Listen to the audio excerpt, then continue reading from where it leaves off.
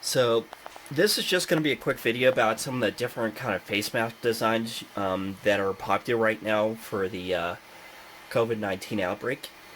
The Make for COVID group is recommending that we print the Rc3 Prusa face shields. So I earlier did an Rc2, and the only real difference is the Rc2 has hexagonal holes in the headband. This does take longer to print, and if your settings aren't dialed in, you'll get some stringing in the holes. So even though the Rc3 uses a little bit more material, it's just a cleaner print and easier to make. Now one problem is that the Prusa masks are made for European hole punches, which use 4 hole posts instead of 3 like a US standard paper. So what I actually did is they had a template on the Prusa site, and someone posted that, so I printed it up, and I didn't get the scaling quite right. Someone put it as a PDF, but I think my printer was off a little bit, so I actually figured out where the correct place for 4 holes was on that, and just used a regular hole puncher to do that. Now, a trick you could use to making templates like this, just print out normal paper and then use packing tape as cheap laminate.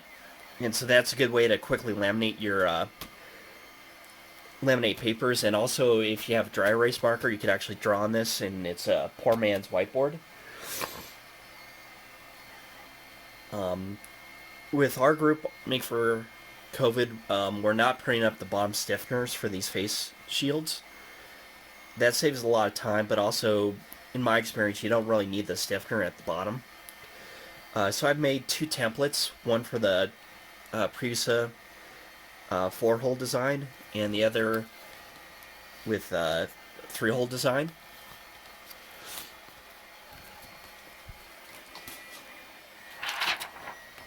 And so another thing you could do is reinforce the top with some packing tape, medical tape.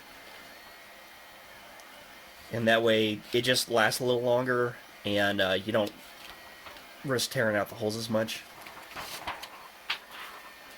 Now, so that's the Rc2 and Rc3 versions.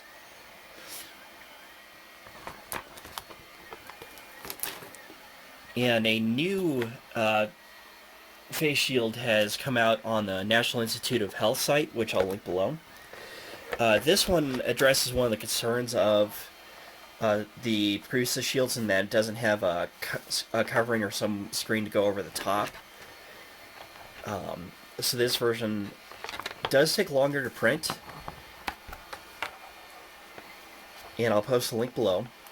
The other difference is this is made for US hole punch standard 3-hole punchers, so it only has 3 posts. The other difference is it's basically an Rc3 cut in half, whereas before the Prusa Rc3 has this ledge that goes up to this post here. The NIH version just cuts it straight in half there. So it does take a little less time to print this, and is less prone to warping since it's got this post supported on the build plate. It is about half the thickness here, but it does add up a lot more time printing the extra shielding here. I've taken this outside, and I've worn it, and it has just as much ventilation as the Rc2 and Rc3s. So it does breathe just as much and works just as functional. The other thing I've done is, like, I don't have any elastics, so instead of using Velcro pipe cleaner like I was before, I just use a shoelace. This way I can wrap it around a couple times, and it'll still make a good head harness, and it's actually more secure than what I was doing before. So if you add this along with a cloth mask, this will definitely give you some more protection. And I'll post a link for all these below. If you want to do this, I'll include the links, but also contact any of your local maker groups that are making PPE for hospitals or other organizations, and you could see, and if you contribute, please do, even if it's just one, because like there's 30 RC3 and RC2 headbands that I started about a week ago, and so even if you could only do a small batch, that's 30 or 40 pieces that'll help anyone out. And in terms of cleaning, this is designed so you could just pop it off and sterilize it with alcohol or Lysol wipes or anything like that.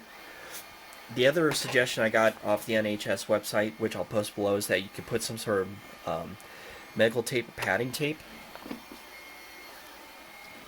So that just provides a little more padding there, but if you're wearing, you could also wear a scrub cap or something else to get this a little more padding. But I wore this for a few hours last time I went shopping and it felt just fine.